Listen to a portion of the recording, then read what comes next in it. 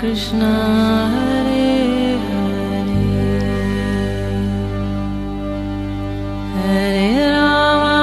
हरे राम राम राम हरे हरे। नमस्कार, रेडियो मानव रचना 107.8 FM पर मैं हूँ सरिता आपके साथ और प्रोग्राम शुरू हो चुका है आत्मदर्शन। और इस प्रोग्राम में हमेशा की तरह हमारे साथ मौजूद हैं रागलेखा दासी जी, चरणाश्रित योगाचार्य श्री श्रीमद् भक्ति वेदांत नारायण गोस्वामी जी की शिष्या। मैम, आपका बहुत बहुत स्वागत है हमारे स्टूडियो में। हरे कृष्ण। जैसा कि आप सब जानते हैं कि पिछले कई एपिसोड से हम बात कर रहे हैं श्री श्री बृहद भागवतामृतम के बारे में। क्या है ये श्री श्री बृहद भागवतामृतम, ये हमने जाना अपने पिछले कई एपिसोड्स में। भागवतम में टोटल 18,000 श्लोक हैं और जो ये श्री श्री बृहद भागवतामृतम है, इसमें इन श्लोकों का सार है और बहुत सारी कहानियों के माध्यम से इसमें बताया गया है इस सार को। और इस कहानी के माध्यम से परीक्षित महाराज जी उत्तरा देवी यानी अपनी माता जी को बता रहे हैं कि किस तरह से नारद मुनि जी उस भ्रमण यात्रा पर निकले हैं, जहाँ पर वो ये पता लगाने की कोशिश कर रहे हैं कि श्री कृष्ण का यानी कि परमात्मा का सर्वश्रेष्ठ भक्त कौन है। जहाँ पर पिछली कड़ी में हमने जाना कि ब्रह्मा जी को सर्वश्रेष्ठ माना गया था, लेकिन वहाँ पर भी उन्होंने अपनी बहुत सारी त्रुटियाँ, बहुत सारे अपने अपकर्ष को बताया और ये बताया कि उनसे ज़्यादा सर्वश्रेष्ठ जो हैं वो शिव भगवान जी हैं। आज हम इस कड़ी में आगे बढ़ेंगे और जानेंगे कि क्या शिव भगवान जी सबसे श्रेष्ठ भक्त हैं या नहीं। रागलेखा दासी जी से जानते हैं। देखिए सरिता जी, हम लोग इस श्रृंखला में चल रहे हैं जिसमें नारद जी एक सर्वश्रेष्ठ भक्त की खोज कर रहे हैं जी। तो पहले नारद जी गए प्रयाग में, एक ब्राह्मण से मिले जो सर्वश्रेष्ठ अनुष्ठान कर रहे थे सालिग्राम शिला का। तो उन्होंने बताया कि आप ही सर्वश्रेष्ठ भक्त हैं। तो उन्होंने कहा नहीं, मैं नहीं हूँ, मुझसे ज़्यादा श्रेष्ठ हैं एक दक्षिण देश के राजा हैं, जो कि सारे उनके राज्य में वो कृष्ण भक्ति ही करते हैं। इतने सारे यात्री लोग आके ठहरते हैं उनके राज्य में, इतने सारे मंदिर हैं, वही सर्वश्रेष्ठ भक्त हैं। जब नारद जी ने उनके पास गए तो उन्होंने कहा नहीं, मैं सर्वश्रेष्ठ नहीं हूँ, मुझसे अधिक श्रेष्ठ तो इंद्र हैं जो कि स्वर्ग में रहते हैं। तो वहाँ स्वर्ग में इंद्र के पास गए तो इंद्र जी ने कहा कि नहीं, मैं सर्वश्रेष्ठ भक्त नहीं हूँ, मुझसे ज़्यादा श्रेष्ठ तो ब्रह्मा जी हैं। ब्रह्मा जी के पास गए तो ब्रह्मा जी ने कहा नहीं, मैं सर्वश्रेष्ठ भक्त नहीं हूँ, मुझसे ज़्यादा श्रेष्ठ हैं शिव जी।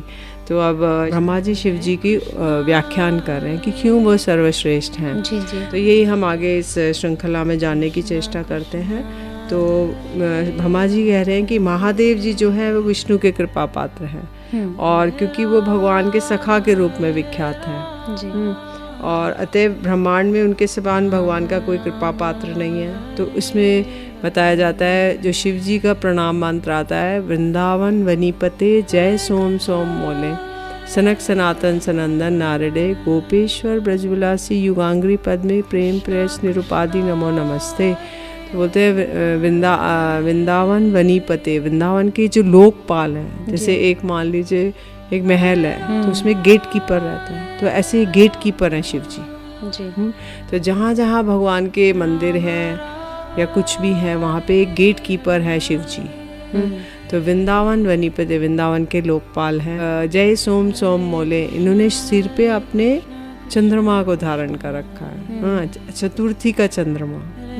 सनक सनातन सनंदन आदि इनकी, नारद जी इनकी वंदना करते रहते हैं। और ये गोपेश्वर नाम से जाने जाते हैं वृंदावन में, भूतेश्वर और रंगेश्वर मथुरा में, और कामेश्वर कामेवन में, अलग अलग नामों से अलग अलग धाम में ये जाने जाते हैं और वहाँ पे वास करते हैं। जहाँ जहाँ भगवान कृष्ण की कथा होती है, कृष्ण स्वयं रहते हैं, वहाँ शंकर जी आके वास करते हैं क्योंकि उनका सानिध्य उनको बहुत अच्छा लगता है, उनके इष्ट देव हैं। जय सोम सोमले सनक सनातन सनंदन नारद, गोपेश्वर ब्रजविलासी युगांग्री पद्मे।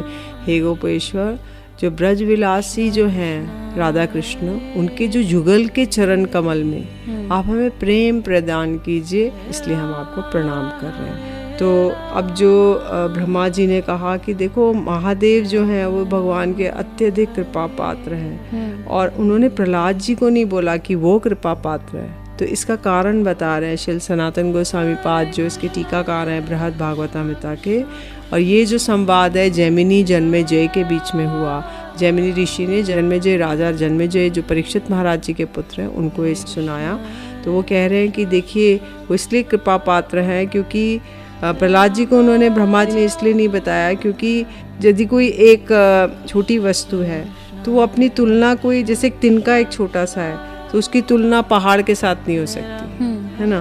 तो उसकी तुलना की उसी के समान थोड़ी बड़ी वस्तु से हो सकती है। एकदम तिनका और कहाँ पहाड़, मतलब एकदम एक्सट्रीम डिग्रीज का वेरिएशन नहीं हो सकते।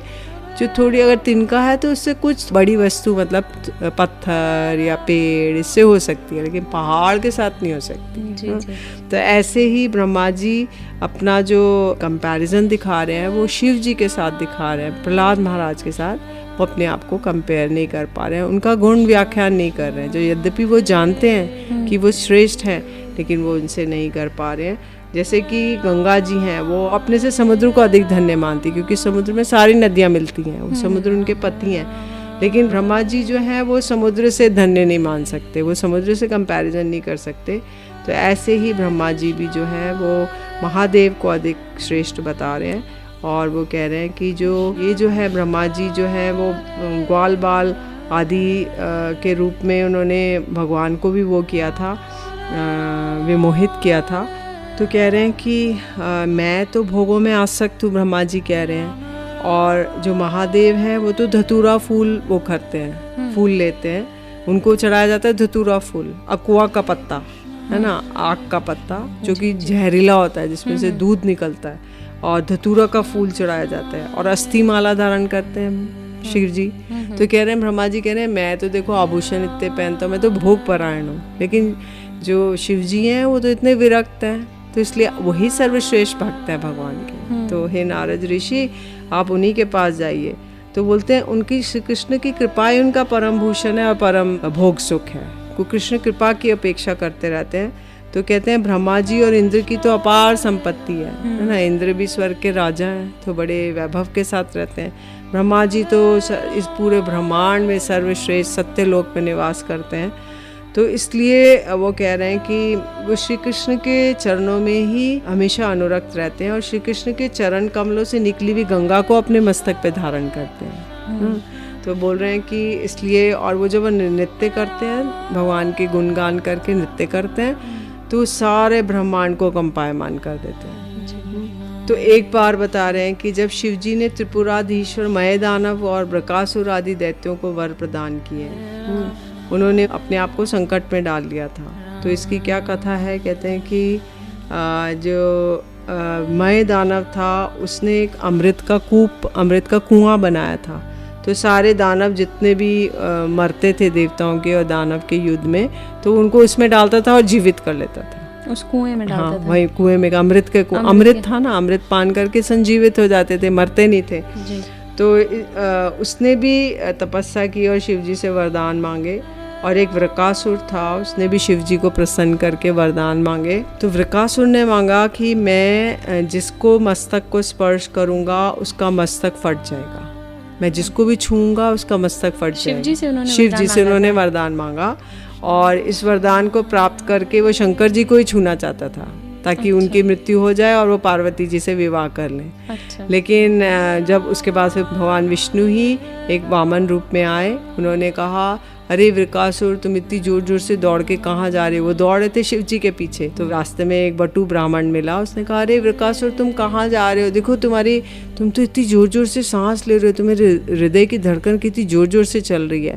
तो बोला कि कहाँ चल रही है मेरे हृदय की धड़कन। तो बोला, छू के देखो अपने आप को। तो वृकासुर ने अपने आप को छुआ और वो वहीं पे मर गया, भस्म हो गया। तो इसलिए भगवान विष्णु ने छल करके शिव जी के प्राणों की रक्षा की। तो इसलिए शिव जी वरदान दे देते थे किसी को, क्योंकि वो ओगरदानी है, बड़े भोले भाले, भोले बाबा उनको कहा जाता है। वो किसी को भी कुछ भी वरदान दे देते हैं, लेकिन जो विष्णु जी हैं फिर उनकी रक्षा के, वो अपने आप को भी संकट में डाल लेते हैं। तो लेकिन विष्णु जी उनकी आके उनकी रक्षा करें। ब्रह्मा जी कह रहे हैं कि देखो इतने भोले भाले हैं कि वो सबको सब कुछ दे देते हैं। तो उनके गुणों का व्याख्यान कर रहे हैं जी। तो एक रावण था, रावण ने कैलाश पर्वत को उसने हाथ में उठा लिया था और शिव जी को असुविधा में डाल दिया था। रावण ने शंकर जी से ही वरदान मांगा था, महापंडित था वो। और फिर भगवान राम ने रावण को मारा और शिव जी की रक्षा की। तो परशुराम जी थे, वो अंतरंग भक्त थे, वो शिव जी की आराधना करते थे, तो उनसे भी रक्षा की।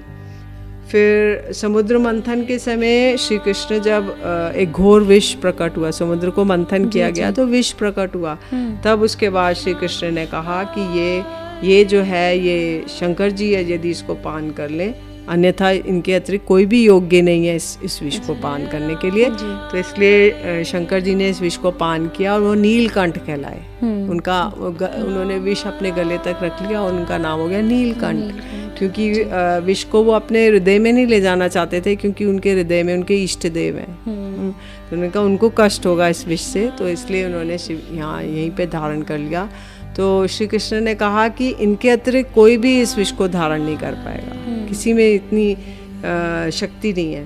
तो इसलिए ब्रह्मा जी कह रहे हैं देखो वो तो नीलकंठ है, वो तो भगवान का समुद्र मंथन का विष भी धारण कर सकते हैं, अन्य कोई तो नहीं, वो तो इसीलिए वो भगवान के सर्वश्रेष्ठ पात्र हैं। फिर उसके बाद बोला कि ये जो विष पान इतना असहनीय था, कोई भी इसको पान नहीं कर सकता था, मर जाता, लेकिन शंकर जी ने इसको पान कर लिया। तो कहते हैं शिव जी की जो है वो हरि की दयालुता का गुणगान पुराण भी करते हैं। तो अन्यान्य महात्म्य जो हैं उसमें है कि रुद्र से भगवान ने उत्तम पुत्र प्राप्ति का वरदान मांगा था। तो अब ब्रह्मा जी जो हैं नारद जी के पिता और उपदेष्टा हैं, अतः वे उनके गुरु हैं। नारद जी ब्रह्मा जी के मानस पुत्र हैं, तो इसलिए उन्होंने अपने गुरु को प्रणाम किया, नारद जी ने ब्रह्मा जी को, और कैलाश पर्वत जाने के लिए उत्सुक हो गए जी।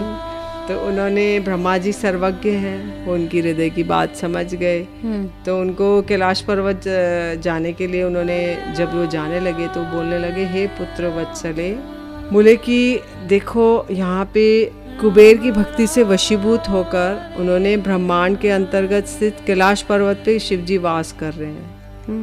कुबेर के अधिकृत उस कैलाश पर्वत संबंधित दिशा अर्थात ईशान कोण के दिक्पाल हैं। जो शंकर जी हैं वो ईशान कोण के अधिष्ठात्री देवता हैं। ऐसा होता है 10 दिशाएं हैं, 4 कोने, हाँ, ईशान कोण, आग्नेय कोण, वायु कोण, और 4 कोने हैं और 4 ही दिशाएं हैं, पूर्व पश्चिम उत्तर दक्षिण।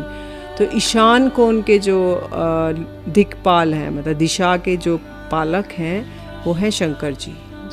तो बोले कि आप ईशान कोण में जाइए, और वो अपने सेवक और मित्रों के साथ, पूरे परिवार के साथ, महादेव जी यहीं निवास करते हैं जी। और वो उन्होंने अपना सारा वैभव प्रकाश नहीं किया है कैलाश पे, थोड़ा सा वैभव प्रकाश किया है, और वो उमा देवी के साथ निवास करते हैं। तो ब्रह्मा जी उनको सारा अवगत करा रहे हैं कि हे नारद जी, आपको कहाँ जाना होगा और वो कहाँ मिलेंगे, किस अवस्था में, किस किस के साथ वास करते हैं, पूरा उनको डिटेल।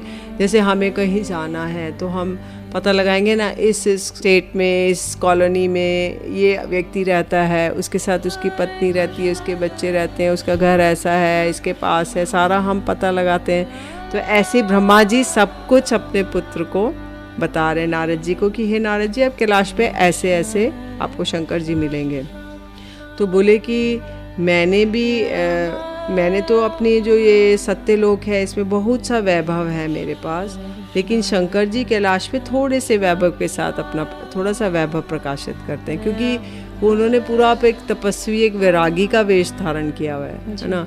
गले में मुंडमाला, सर्प लटक रहे हैं गले में, कान में सर्प उनके कथा सुनाते रहते हैं। तो सर्प जो है संकर्षण जी हैं, तो उनको कान में कथा सुनाते रहते, कृष्ण कथा। और गले में मुंडमाला माने कि जो सती जी, जो उनकी पत्नियों का, जो पत्नियां उनकी बार बार जन्म ले रही थी, जैसे पहले सती जी थी, बाद में पार्वती जी हुई, तो उनकी मुंडमाला वो पहन लेते थे, अपने साथ लगा के रखते थे। और उन्होंने मस्तक पे उनके जटाजूट है। जटाजूट माने क्या है कि अगर हम प्रतिदिन केशों को बाएंगे कंघी से तो वो प्लेन रहेंगे, लेकिन अगर केशों को आप धोएंगे नहीं, छोड़ देंगे और ऊपर से अक्वा का दूध को लगा लेंगे तो वो मैटेड हो जाएंगे, लटाएं बन जाएंगी। तो शंकर जी की बहुत लटाएं, जटाएं हैं जिसमें उन्होंने गंगा जी को धारण कर रखा है। एक वो केश को छोड़ते हैं तो गंगा जी के वेग को पृथ्वी संभाल नहीं पाती, पृथ्वी रसातल में चली जाती। तो इसलिए उन्होंने जब ये अपनी लटा को छोड़ा तो ब्रह्मा जी ने उसको अपनी कमंडलू में ले लिया, तो वही गंगा जी के नाम से प्रसिद्ध हुई। तो उन्होंने बोला कि वो थोड़े से वैभव, वो तो परम तपस्वी हैं, उनको कोई चीज़ की ना, उनका वहाँ घर है, पार्वती जी ने शंकर जी को कहा कि आप मेरे लिए घर बनाइए। तो शंकर जी ने सोने का पूरा एक ग्रह निर्माण किया। विश्वकर्मा जी ने आके, उनका जो आर्किटेक्ट हैं विश्वकर्मा जी, तो वो जब ग्रह निर्माण किया, उसके लिए रावण बड़ा पंडित था, तो उसको बुलाया गया उसके गृह प्रवेश के लिए। तो रावण से पूछा आपको दक्षिणा क्या दूं? तो रावण ने उनका वो घर ही मांग लिया। अच्छा। तो वो उनका घर दान में चला गया। तो वापस वो अपना बर्फ पे रहते, कैलाश पर्वत में एक पेड़ के नीचे अपना आसन लगा के बैठे रहते। और पार्वती जी उनकी पत्नी है और उनके पुत्र हैं गणेश और कार्तिकेय। तो ये उनका परिवार है और वे कैलाश में सब समय अपना साधन भजन करते हैं, भगवान की अष्टकाली लीलाओं का स्मरण करते हैं और पार्वती जी को हर समय उनकी कथाएं सुनाते रहते हैं अपने प्रभु की। तो अर्धमुद्रित नेत्रों से वो वीर आसन लगाकर और ज्ञान मुद्रा में बैठकर और भगवान का चिंतन मनन सारा दिन करते हैं। यदि घर बनाएंगे तो उसकी कुछ कुछ देख रेख कुछ करना पड़ेगा, किंतु वो कुछ भी नहीं है, तो वो सब कुछ बिंदास होकर अपना ध्यान मगन में लगे रहते हैं। जी, बहुत खूबसूरत। रेडियो मानव रचना 107.8 FM पर मैं हूँ सरिता, आपके साथ प्रोग्राम चल रहा है आत्मदर्शन और बहुत ही रोचक कहानियों के माध्यम से हम जान रहे हैं कि क्या वाकई में ही शिव जो हैं वो श्री कृष्ण के सर्वश्रेष्ठ भक्त हैं नहीं। ये तो नारद मुनि जी अब पता लगाएंगे और जाएंगे उनके निवास स्थान पर। लेकिन अभी वक्त हो चला एक छोटे से ब्रेक का, सुनते हैं एक प्यारा से भजन, फिर लौट कर आते हैं। आप जुड़े रहिए रेडियो मानव रचना 107.8 FM के साथ। Feel good, feel live. ईश्वर सत्य है,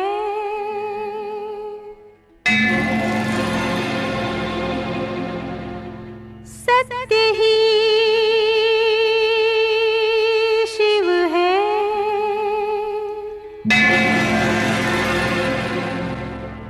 शिव ही सुंदर है। जागो उठ कर देखो, जीवन जो तुजागर है। सत्यम शिवम सुंदरम, सत्यम शिवम सुंदरम, सत्यम Shivam Sundaram, Sundaram.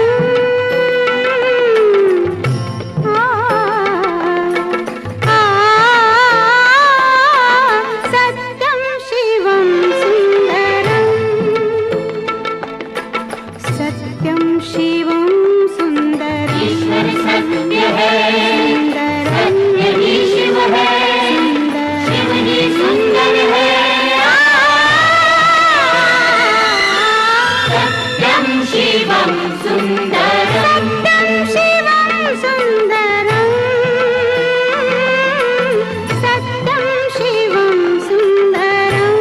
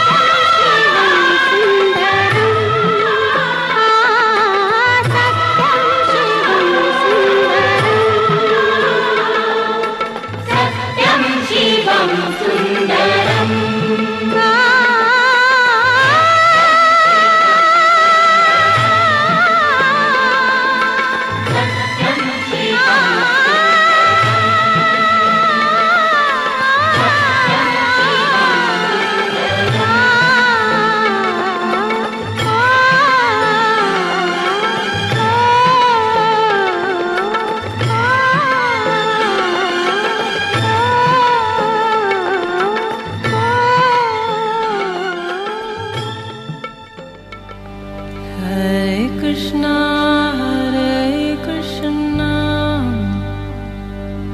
Krishna Krishna, Hare Hare, Hare Rama, Rama Rama, Hare Hare.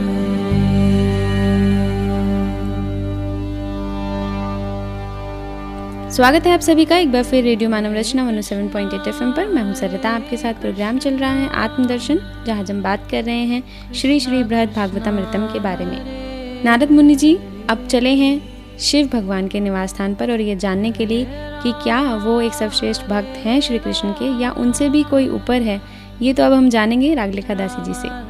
जी, तो ब्रह्मा जी ने और भी बताया कि ये जो ब्रह्मांड है इसके बाहर सप्त आवरण हैं। जो ब्रह्मांड का जो शैल है उसके बाहर ही सिद्धलोक है जहाँ पे भगवान की ब्रह्म ज्योति निवास करती हैं। उसके बाहर एक शिवलोक है उसके ऊपर जी। तो शिवलोक पे नित्य है, ये ब्रह्मांड के समान नश्वर और माइक नहीं है। सदा शिवलोक सदैव नित्य है, कभी भी उसका लय नहीं होता, प्रलय नहीं होती और कभी भी नाश नहीं होता।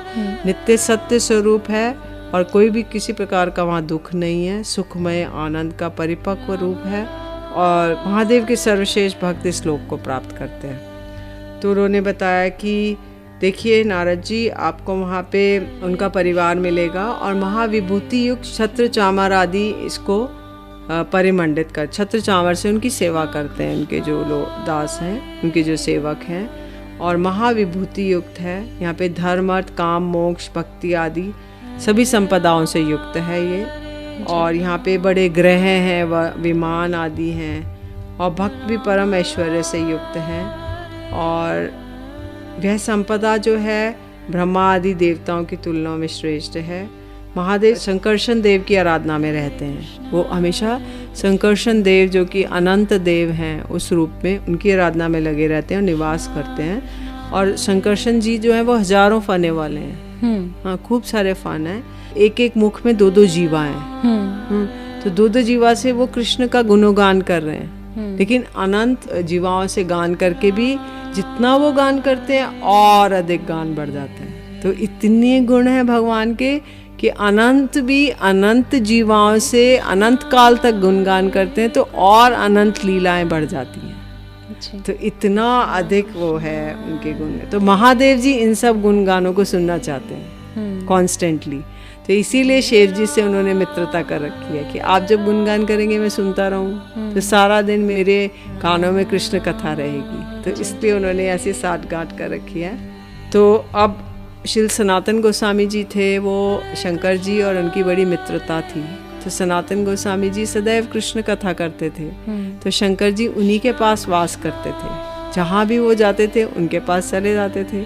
सनातन गोस्वामी जी रहते थे वृंदावन में, तो गोपेश्वर के रूप में वो रहते थे वृंदावन में। फिर सनातन गोस्वामी जी वृद्ध हो गए तो वो इधर आ गए बनखंडी के पास। तो शंकर जी भी बनखंडी महादेव बनकर यहाँ पर आ गए। तो इसलिए वो जहाँ जहाँ सनातन गोस्वामी जी जाते थे वो वहाँ गए गोवर्धन में। तो ये चक्रेश्वर महादेव के वहाँ रूप में जाने जाते हैं। तो संकर्षण जी शिव जी के आराध्य देव हैं और उनके सामने वो नृत्य स्तुति आदि करते हैं, उनके सामने गान करते हैं, नृत्य करते हैं। और इलावत वर्ष में वो रहते हैं। और नारद जी यदि प्रश्न करें कि मैं शिवलोक में कैसे जा सकता हूँ, तो वो कह रहे हैं कि आपकी तो शुद्ध भक्ति है इसलिए आप वहाँ जा सकते हो। क्योंकि भगवान जो शिव हैं वो भी शुद्ध भक्ति करते हैं। तो बोले कि शिवलोक में जाके आप प्रणाम करो, उनकी स्तुति करो, आराधना करो और भगवान कृष्ण की कृपा के लक्षण देखिए आप उनमें। तो कहते हैं आप साक्षात अनुभव करेंगी उनका भक्ति का आचरण है और भगवत कृपा है उन पर, आप ये साक्षात अनुभव कर सकते हैं। तो अब इन्होंने जब इतने परम अद्भुत शिवलोक का महात्म्य श्रवण किया तो नारद जी को कौतूहल हो गया कि मुझे अति शीघ्र वहाँ जाना है, मैं और प्रतीक्षा नहीं कर सकता। तो उन्होंने इसको जानने के लिए कि सर्वश्रेष्ठ भगवान का कृपा पात्र कौन है, तो एक अनजान व्यक्ति की भांति ब्रह्मा जी की बातें सुनी। यद्यपि नारद जी सर्वज्ञ हैं, सब कुछ जानते हैं, वो ऋषि हैं, वो सारे लोगों में विचरण करते हैं, उनके लिए कुछ भी छुपा हुआ नहीं है, किंतु फिर भी जगत में विख्यात करने के लिए कि भगवान का, कृष्ण का कौन सबसे सर्वश्रेष्ठ कृपा पात्र है, इस चीज़ के लिए उन्होंने ऐसे रिसर्च किया। आजकल जैसे आप रिसर्च करते हैं ना, एक कंपनी कितने कितने इंजीनियर्स को रखती है, रिसर्च कराती है, तो ऐसे नारद जी रिसर्च कर रहे हैं भगवान का कौन कृपा पात्र है। तो अलग अलग लोगों में जाके, अलग अलग जगह जाके सबका दर्शन कर रहे हैं, उनको एनालिसिस कर रहे हैं, एनालाइज कर रहे हैं, इंटरव्यूज़ ले रहे हैं, और लोग उनकी स्तुति बता रहे हैं, उनको जाके खुद देख रहे हैं, फिर उनको कहते हैं आप पात्र हैं, वो कहते हैं नहीं नहीं हम नहीं हैं। तो इस तरह से एक R&D चल रही है जी। तो R&D करते हैं ना, कुछ डाटा बनाते हैं, अरे भारत में कितनी जनसंख्या है, भारत में क्या हो रहा है, किस चीज़ के, हर कोई ना कोई टॉपिक लेके R&D करते हैं। तो नारद जी का टॉपिक यही है कि भगवान का कौन कृपा पात्र है और जिसके पास मैं जाऊं तो वो क्या उत्तर देगा, इस चीज़ के लिए उन्हें बड़ा कौतूहल हो रहा है। तो जब उन्होंने ब्रह्मा जी की बातें सुनी तो वो तुरंत तत्पर हो गए शिवलोक जाने के लिए। सुदेव ऋषि नारद जब शिवलोक में उन्होंने महादेव के दूर से दर्शन किए तो बड़े आनंदित हो गए। तो शिव जी अपने इष्ट देव शंकरशन जी की पूजा कर रहे थे और उन्हीं के भाव में आविष्ट होकर उच्च स्वर से नाम कीर्तन करके नृत्य कर रहे थे। शिव जी नाम कीर्तन करते जा रहे हैं, नृत्य भी करते जा रहे हैं, और वो उनकी स्तव कर रहे थे अपने इष्ट देव की, कह रहे थे हे भजनीय, हे परमेश्वर, हम लोग आपका भजन करते हैं, हे प्रभु आपके चरण कमल सभी प्राणियों के रक्षक हैं, आप 6 ऐश्वर्यों के भी परम आश्रय हैं, केवल भक्तों के कल्याण के लिए आपने अपने स्वरूप को प्रकट कर रखा है जी। तो इसमें बता रहे हैं कि शिव जी जो है अपने नंदीश्वर आदि जो अनुचर हैं उनको साधु साधु कह के उनकी प्रशंसा कर रहे हैं। क्यों कर रहे हैं? क्योंकि नंदीश्वर आदि जो पार्षद हैं वो भी जब शिव जी नित्य कीर्तन कर रहे थे तो नंदीश्वर आदि पार्षद उन्हें उत्साह दे रहे थे, जय जय कर रहे थे कि जय हो जय हो जय हो। तो जय हो कहने से उन्हें और अधिक उत्साह होता, और अधिक उद्दंड नृत्य कर रहे थे। तो अब वो अपने नंदीश्वर आदि पार्षद, नंदीश्वर उनके बैल हैं, है ना, जो उनकी सवारी है, तो वो उनको साधु साधु कह रहे हैं। और जो उमा देवी हैं उनकी भी प्रशंसा कर रहे हैं, क्योंकि उमा जब वो नृत्य कीर्तन कर रहे थे तो उमा देवी करताली, हाथ से ताली बजा रही थी जी जी। तो उनको कहा जाता है करताली कोविदा, माने जो हाथ की ताली, मधुर इतनी ताली बजाती हैं उसमें निपुण है। तो अब इस प्रकार शिव जी के सब परिकर उनके समान ही भगवत भक्ति परायण है, क्योंकि जैसे शिव जी वैसे उनकी पत्नी जो दुर्गा देवी हैं वो परम वैष्णवी कहा जाता है, वो परम भगवान की भक्त हैं। और गणेश जी भगवान के भक्त हैं, कार्तिकेय जी भी भक्त हैं। तो जैसे स्वयं होंगे वैसे ही परिवार होगा, है ना। तो उन्होंने, नारद जी ने मस्तक झुकाकर उनको प्रणाम किया और दंडवत प्रणाम नहीं किया, केवल नारद जी ने ऐसे प्रणाम किया और पूरा दंडवत नहीं कर पाए, क्योंकि नारद जी वीणा बजाने लगे। जैसे ही उन्होंने देखा दूर से कि सब लोग नृत्य कर रहे हैं, कीर्तन कर रहे हैं, नारद जी भी वीणा बजाने लगे। इसलिए वीणा बजाते बजाते उनके लिए संभव नहीं था कि वो शिव जी को दंडवत प्रणाम पूरा करते, मतलब चरणों में। वो केवल एक हाथ जोड़ के केवल ऐसे प्रणाम की मुद्रा में वीणा भी बजा रहे हैं। तो नारद जी ने जाकर अपनी वीणा पे गाना शुरू कर दिया कि हे शिव जी, आप तो कृष्ण के सर्वश्रेष्ठ कृपा पात्र हैं, और मैंने आप पे ब्रह्मा जी से आपकी महिमा के बारे में सुना है। तो नारद जी अब शिव जी के चरण कमलों की रेणु को स्पर्श करना चाहते हैं, उनको दंडवत प्रणाम आदि करना चाहते हैं। जब इधर शिव जी का नृत्य समाप्त हो गया और नारद जी की वीणा भी बंद हो गई। कहते हैं नारद जी की वीणा ऐसी है कि जब भगवान के गुणगान करती है तो ऑटोमेटिक अपने आप बजने लगती है। अच्छा। तो इसलिए वो अब उन्होंने वहाँ पे जब बंद कर दिया, उन्होंने नृत्य बंद कर दिया, इन्होंने वीणा बंद कर दी, तो नारद जी शिव जी के चरण कमल को वंदना करना चाहते हैं। महादेव जी ने देखा कि ये तो मुनिवर नारद जी आए हैं, तो वो उनको खींचकर उनको आलिंगन करने लगे और कहने लगे कि आप तो ब्रह्मा जी के पुत्र हैं, आप ये क्या कर रहे हैं? आप तो ब्रह्मा जी के पुत्र हैं, इतने सर्वश्रेष्ठ हैं, आप मेरा चरण वो कर रहे हैं स्पर्श, आपको ऐसा नहीं करना चाहिए। तो नारद जी ने उनको प्रणाम करके उनका स्तव स्तुति करने लगे, कहने लगे हे महादेव जी, आपने नृत्य आदि को बंद कर दिया, और महादेव जी जो हैं वो नृत्य को बंद करके अपने प्रियजनों को साथ लेकर वीरासन में बैठ गए। वीरासन माने एक चरण को दूसरे जंघा पे रखे और दूसरे चरण को पहली जंघा पे, लेफ्ट चरण को राइट जंघा पे और राइट चरण को लेफ्ट जंघा पे रख के और ज्ञान मुद्रा में लगाकर वो बैठ गए। और नारद जी ने शिव जी को भक्ति भाव से प्रणाम किया और रुद्र षडंक नामक वेद मंत्र का पाठ करने लगे। तो उसमें वो शिव जी की बड़ी महिमा गान करने लगे। तो किसी की अगर स्तव स्तुति करनी है तो उसी का महिमा का जो स्रोत है उसको गान करेंगे। तो अब वो कहने लगे आप ही श्री कृष्ण के कृपा पात्र हैं।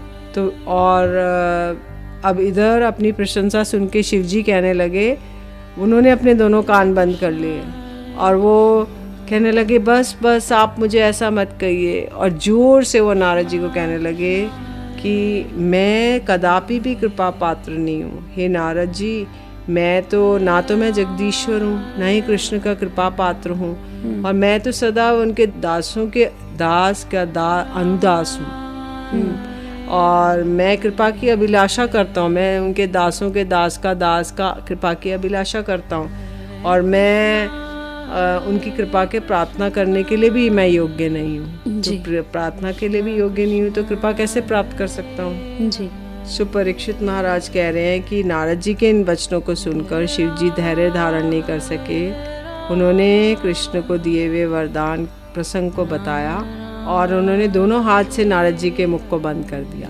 पहले तो वो अपने दोनों हाथ से कान बंद कर रहे हैं, अब नारद जी के मुख को बंद कर दिया कि आप और मत कहिए, मैं इस योग्य नहीं हूँ। और फिर उन्होंने, अभी तो ब्रह्मा जी ने उनका उत्कर्ष वर्णन किया, अब शिव जी अपना अपकर्ष वर्णन करेंगे और नारद जी को वो बताना शुरू करेंगे कि मैंने प्रभु के साथ क्या क्या किया और मैं बड़ा लज्जित हूँ अपने अपराधों के कारण। तो मैं तो इस योग्य भी नहीं हूँ कि प्रभु का दास कहलाऊँ, और आप मेरे लिए इतना गान कर रहे हैं, इसके लिए तो मैं एकदम नहीं हूँ। आप ऐसा बोलिए भी नहीं, ना मैं सुनना चाहता ना आप बोलिए जी। रेडियो मानव रचना 107.8 FM पर मैं हूँ सरिता, आपके साथ प्रोग्राम चल रहा है आत्मदर्शन, जहाँ हम बात कर रहे हैं श्री श्री भद्द भागवतामृतम के बारे में। पिछले कई एपिसोड से हम इसके बारे में आपसे बात कर रहे हैं, जहाँ पर नारद मुनि जी जो हैं अब शिव भगवान के पास पहुँचे हैं और शिव भगवान जी बिल्कुल भी इस बात को एक्सेप्ट नहीं कर रहे हैं। वो कह रहे नहीं, मैंने बहुत गलतियाँ की हैं, बहुत त्रुटियाँ की हैं और मैं उनका सर्वश्रेष्ठ भक्त नहीं हूँ, मैं उनकी कृपा का पात्र नहीं हूँ। इस श्रृंखला को आगे बढ़ाएंगे लेकिन अपने अगले एपिसोड में जानेंगे कि किस तरह से भगवान शिव ये बता रहे हैं कि उनका अपकर्ष क्या है। इस कड़ी को आगे जारी रखेंगे लेकिन अपने अगले एपिसोड में। अभी के लिए रागले खदासे जी, आपका बहुत बहुत शुक्रिया हमारे स्टूडियो में आने के लिए। हरे कृष्ण। आज इस प्रोग्राम से मुझे दीजिए इजाज़त और सुनते रहिए रेडियो मानव रचना 107.8 FM पर आने वाले और भी प्रोग्राम्स को। Feel good, feel live.